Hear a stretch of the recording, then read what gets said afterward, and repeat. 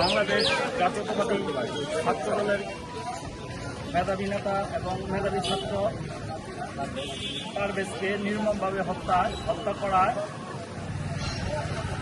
হত্যাকারীর সর্বোচ্চ শাস্তি ফাঁসির দাবিতে আজকে এই মানববন্ধন মুক্তাগাছা শহীদ স্মৃতি সরকারি কলেজ ছাত্র দলের উদ্যোগে আমরা সকলেই একত্রিতভাবে মানববন্ধন করতেছি এবং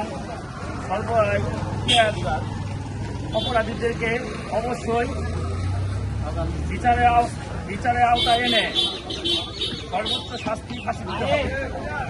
আর কোনো ছাত্রদল নেতা যেন এইভাবে আহত না হয়, নিহত না হয়, সেই লক্ষ্যে বাংলাদেশ জাতীয়তাবাদী ছাত্রদল এবং বাংলাদেশ জাতীয়তাবাদী দল অঙ্গীকারবদ্ধ।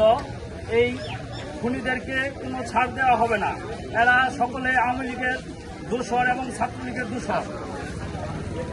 আজকের এই মানববন্ধনে আমরা স্পষ্ট বার্তা দিতে চাই, আর কোনো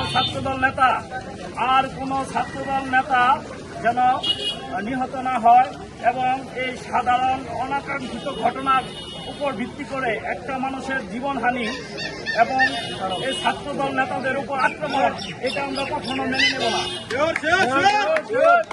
বাংলাদেশ জাতীয়তাবাদী ছাত্রদল জিন্দাবাদ, বাংলাদেশ জাতীয়তাবাদী দল জিন্দাবাদ। শহীদ রাষ্ট্রপতি জিয়াউর রহমান অমর হোক, দেশনেত্রী বেগম খালেদা জিয়া জিন্দাবাদ, তারেক রহমান জিন্দাবাদ। সকলকে ধন্যবাদ।